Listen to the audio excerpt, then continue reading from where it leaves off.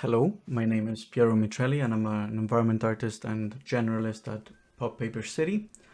And today I'll be showing you a brief demo of how we go about modeling one of our paper characters. And we'll be using Cinema 4D S24, which is an older version, but we've had to use it for pipeline reasons and we have not been able to upgrade. So now we'll start with just a simple piece of geometry. Now, this will be the first step for every piece of our character that we model. We'll start with the legs. And since all the characters are paper, of course, a single-sided piece of plain geometry will be our starting point every time, and it is the best option, in my opinion, to start with. It gives us the most flexibility, so every time we will lower the default subdivisions of the plane, of the default plane to 1, so it comes with no inside edges. It just has the 4 edges it's made out of. And we'll be adding the edge loops and edge flow ourselves, which gives us a lot more flexibility and control.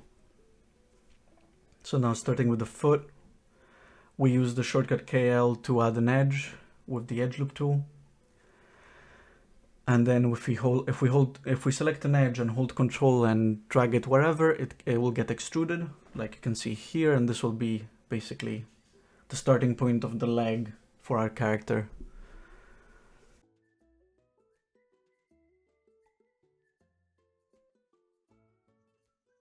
Of course, we want to keep the geometry as simple as possible, so any edges we don't need, we delete. Just looking through some settings, I think we are good to go. So now our character, the one we are going to be building, he has a zigzag pattern forming his legs. So we'll be adding cuts where we need the paper to stick out.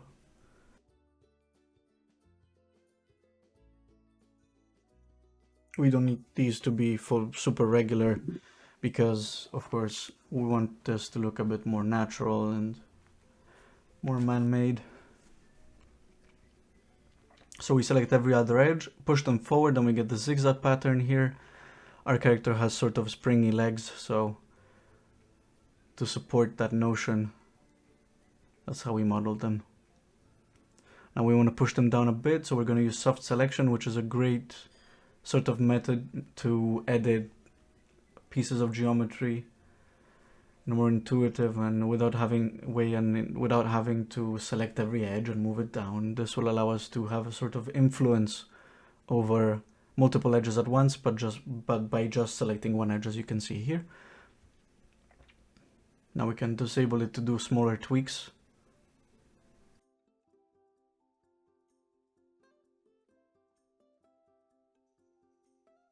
And we can make this foot a bit narrower.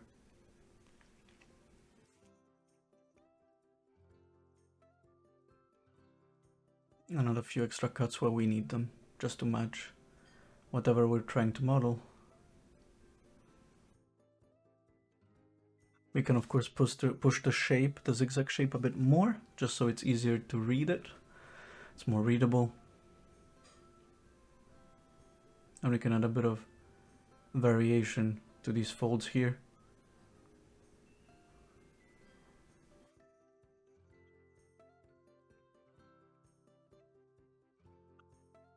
Now we were working at world 0, this is a leg, so we can offset it from world 0 a little bit, and then we can use a symmetry group to mirror it over to the other side. Just hold on, when it doesn't work we can reapply it.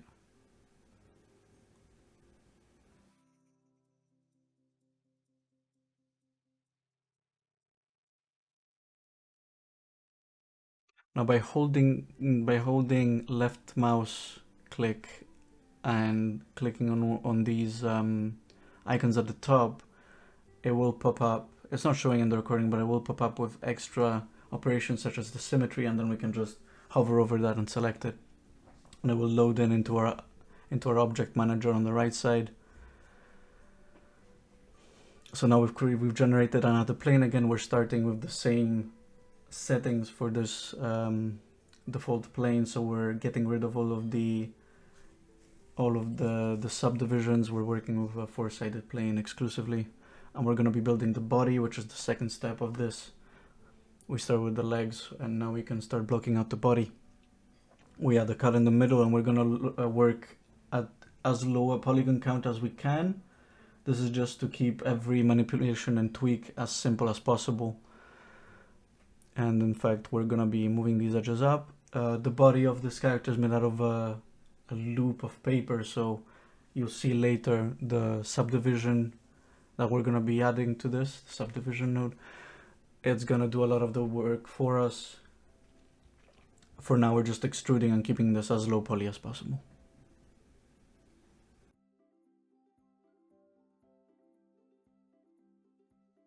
Now a few tweaks here and there. His body tapers towards the top.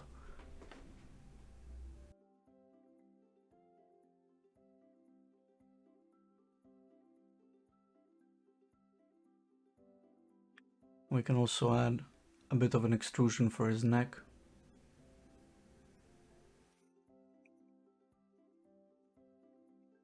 Again, this is just by holding control and dragging up. And now we're using the shortcut KL again to access our edge loop tool, and adding some holding edges which will prevent the shape from collapsing in certain areas when we add a subdivision node.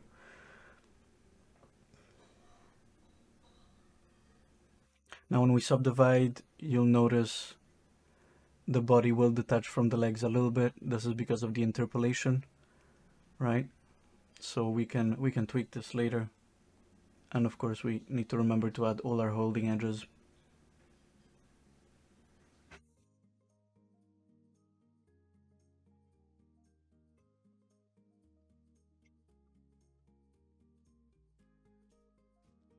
And this will help us preserve the shape a lot better. In fact, when we subdivide, there we go, we get sharp edges at the top where we added holding edges, and a nice curve at the bottom where there aren't barely any edges. And this is a very quick way to get the kind of curved paper look that we are seeking.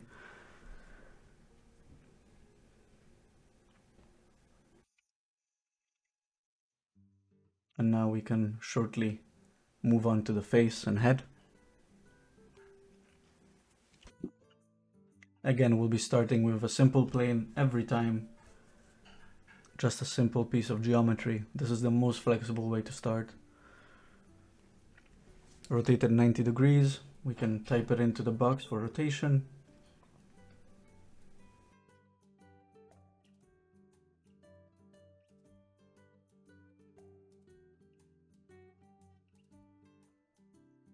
Now we can scale this to our liking. The face of our character is rectangular, so this is what we're gonna do.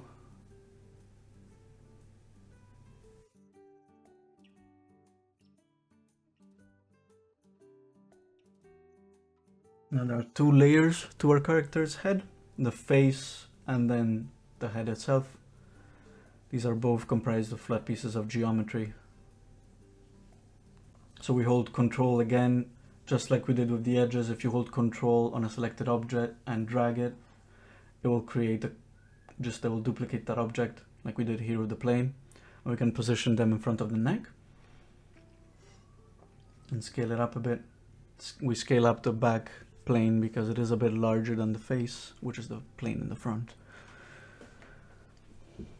And of course, to edit our planes, we need to press C, which will make them into editable geometry. And now we can edit them. There are a few protrusions to this character's head, a few paper flaps. And we can work on one side for now. The character's head is symmetrical, so we will be performing a symmetry operation later on.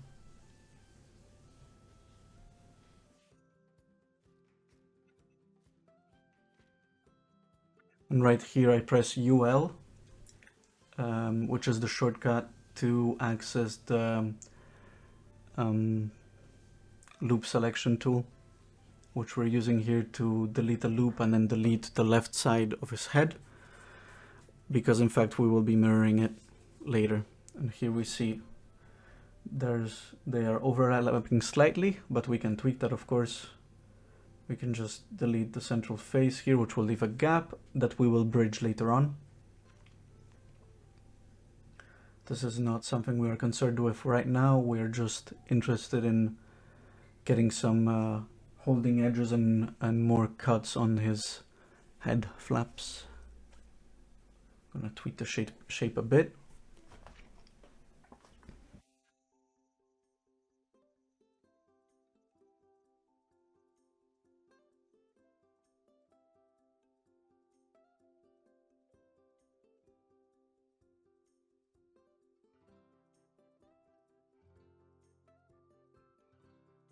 We can push his neck forward, which will give us a bit more of a natural feel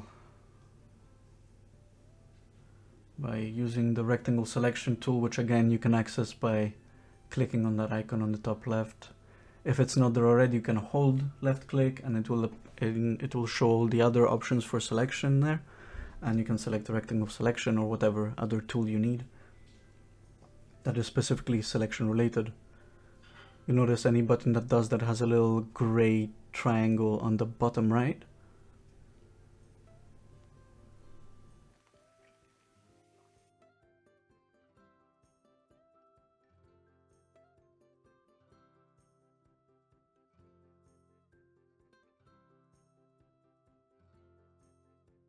So here we're gonna access the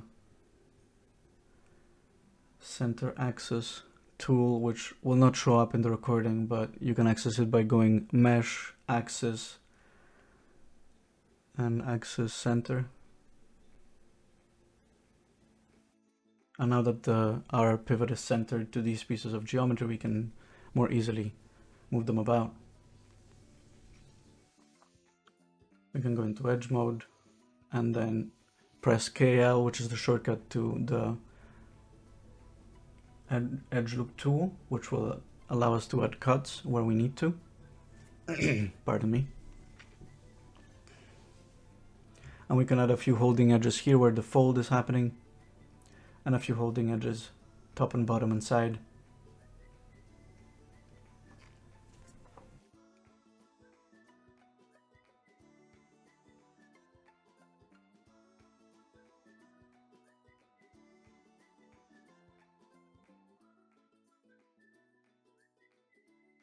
Now we can solo this piece by going to object mode and then pressing the S button, which will allow us to isolate this. We will select all of these edges here in the gap. We can use the rectangle selection tool for it and drag and select. And by holding shift and dragging and selecting the other edge, now we have these two edges in the gap selected, and we can press MP, which will allow us to access the stitch tool, and by holding shift and dragging we can bridge this gap.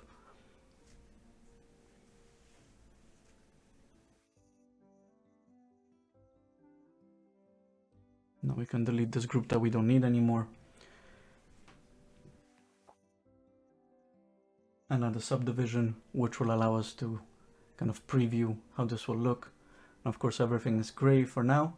We will be adding materials later on to kind of break up all of this gray, which is quite confusing. And it's making it really hard to see all the layers of paper that we've done and all the geometry that we've added.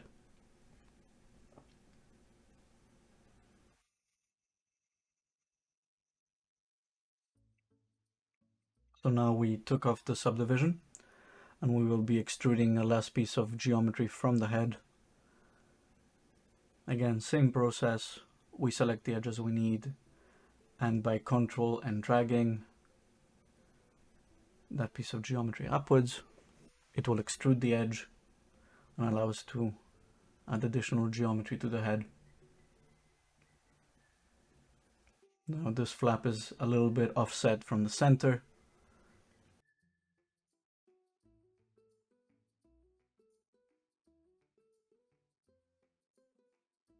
Of course, this piece of geometry will need more cuts. This is to facilitate deformation once this character is rigged, pardon me, and deforms.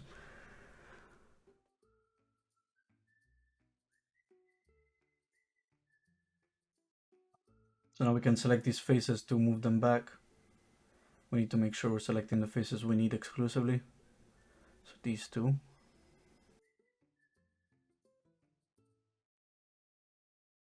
And there we can move them back a bit to add a curve to this flap.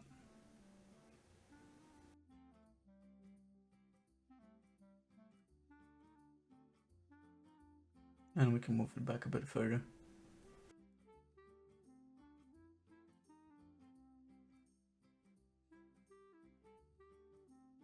Now we can, of course, select the vertices in vertex mode, rectangle selection, and then move them down a bit to perform any tweaks that we need to. And now we can add our holding edges, because of course the edges that are comprising this flap, we can use them as folds. So we're going to make sure those stay sharp when we subdivide.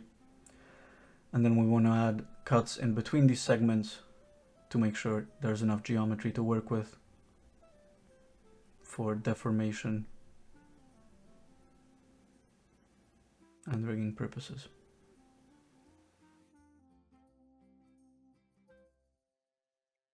We want to make sure these are as uniform as possible.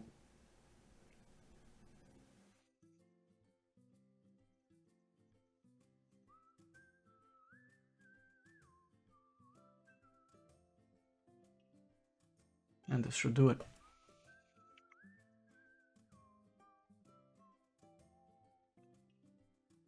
We can reactivate the subdivision and go back to shaded mode without the lines.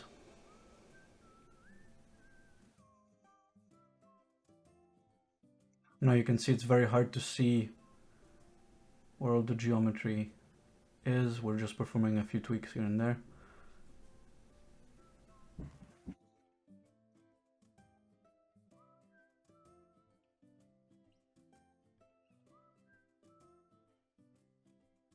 And for the eyes, we perform the subdivision on a plane, which will turn it round, but give us a sort of disc with square polys, which will be a lot easier to deform later for rigging.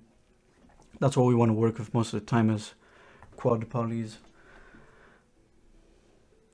And we'll be putting this into place again, rotating it 90 degrees and placing it on the face.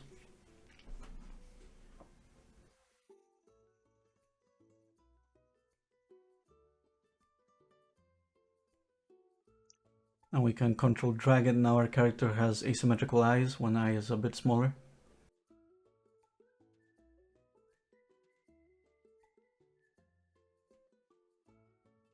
We can start add materials so we can easily see what's going on here. We can load in a few materials from our library here. These are materials we use throughout production.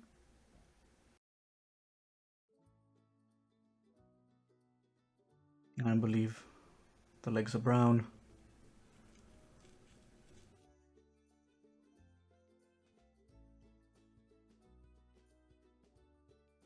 We can start just applying a few materials to break up these shapes, otherwise we cannot see what is happening.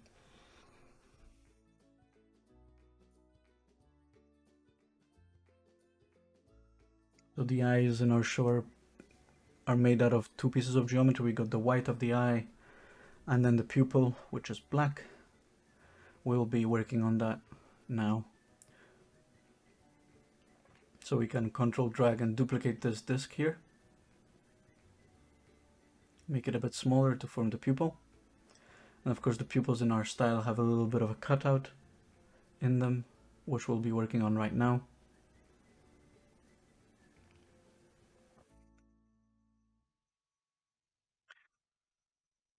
Maybe, yeah, we can use the knife tool, which by pressing K twice is the shortcut to access the knife tool, and we can make these cuts here. But of course we want to tweak the edge flow a little bit to facilitate deformation.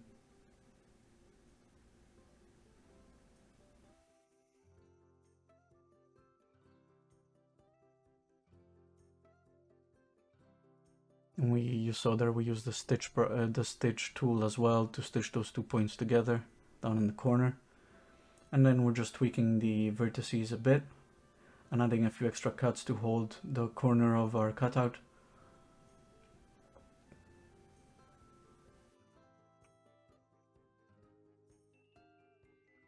We can add a black material to it, although that will hide the edge display and we cannot really see how it looks when we subdivide it, so let's switch back, clean up our material tags. This looks good. I think this will deform quite nicely. We can add the black material again, clean up the tags. And we can use this pupil for the other side as well. We're going to control click drag.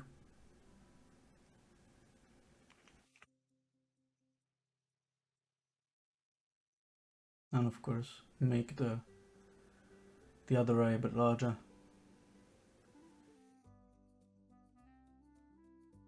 Now we're gonna start with another piece of geometry here. Same start every time. We want to get rid of all the subdivisions as well.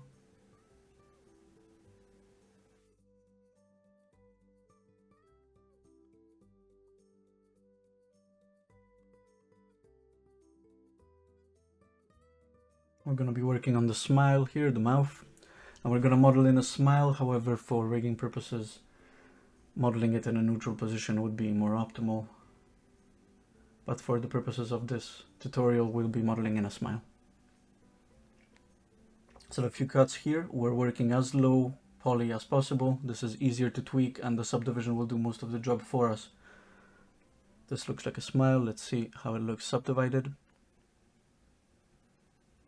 Perfect. So see, adding a very basic shape and then letting the subdivision do most of the work for us is a very fast way to work and lends itself very well for our paper style.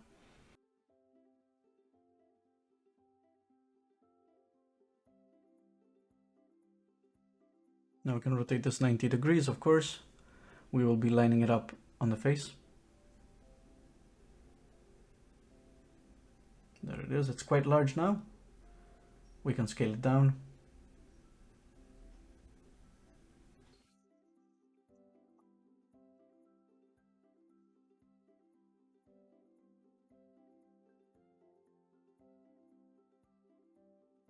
And now we can just perform just a few tweaks.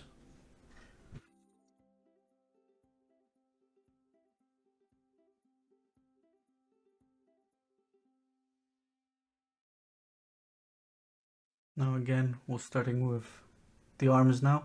We will work on one arm and mirror it, just like we did with the legs. Same process, simple geometry, and then we'll be adding detail as we go. We need just a few cuts here to outline the wrist, the elbow, and maybe the shoulder joint. We'll be adding them now. Press KL, which is the shortcut for the edge loop tool.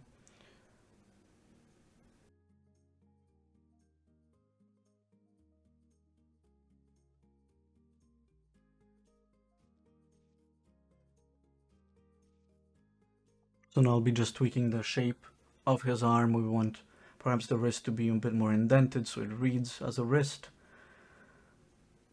We can just lift the elbow a little bit. This is just for presentation purposes mostly. They're just to outline the shapes of his arm, because again, being a paper character, his arm is made out of just a strip of paper. One-sided piece of geometry.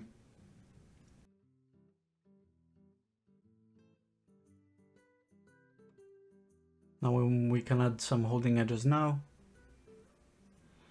and then position the arm.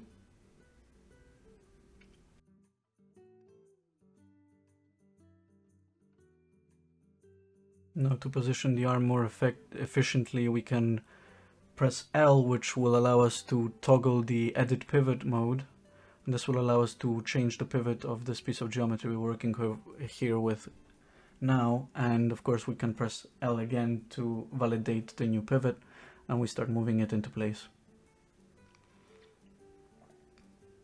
And this will make it a lot easier to tweak the arms, since we're basically moving the arm itself from its shoulder joint. This will make it easier to scale them up, for example.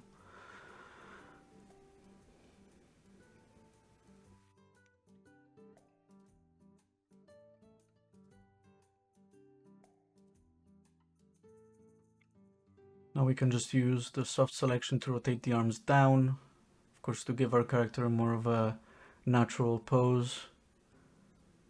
This is just for presentation purposes again.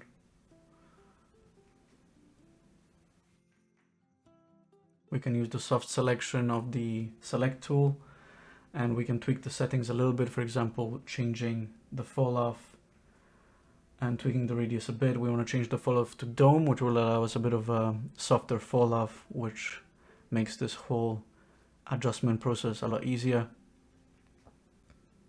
So it's always a matter of looking at what settings are available to us and finding the ones that work best for the specific model we're making and whatever specific effect we want to get. So here we're going to do some more manual modeling after we are done tweaking with the soft selection. Here we're going to disable it and start tweaking the edges individually.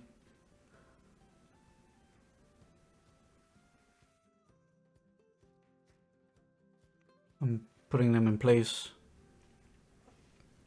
We can move the arm into his body a bit more. There we go, like that.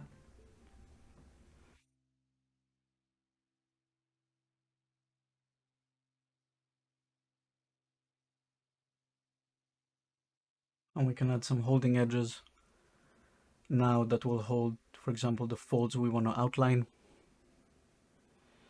And here we can accentuate the fold just by pushing it out a bit and adding a few more holding edges.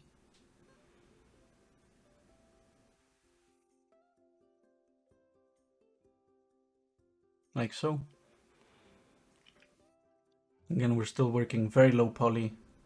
It's easier to tweak, and now we're going to be adding the remaining cuts that we need so that the arm can deform easily. We want to always work with pretty uniform quad polygons most of the time. That's why we're adding these extra cuts.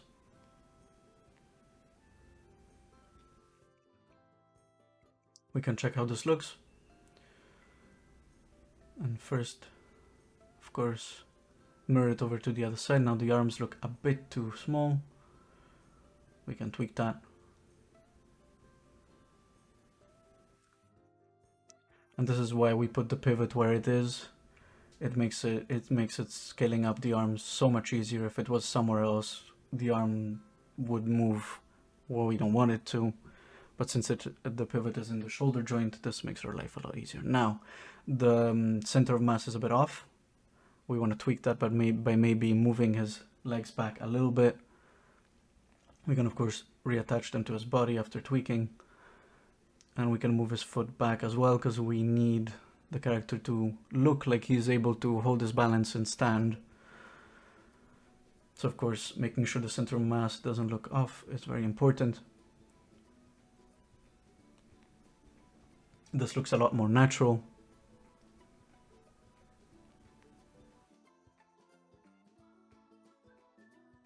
And we can finally add a blue material to his arms. And this is pretty much our character. We will be continuing now with adding detail to the legs, just very quickly. We can add a few bevels here because, of course, we don't want these folds to look very, very sharp. We can use the bevel tool, which we can access if we don't remember the shortcut, as I did, by going into edge mode, right clicking, and that will show up a context menu that will help us select the bevel tool or whichever other tool we need, and we can select the edges we need to bevel, drag, and then take off the chamfer just by changing the bevel mode there into solid and tightening those edges a bit more. This is a very quick way of adding holding edges, and you'll see later the result will be quite nice.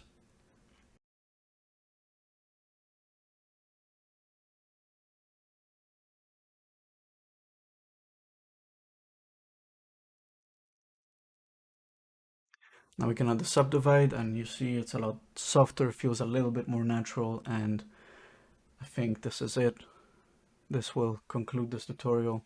Thank you so much for listening, and I hope this was helpful.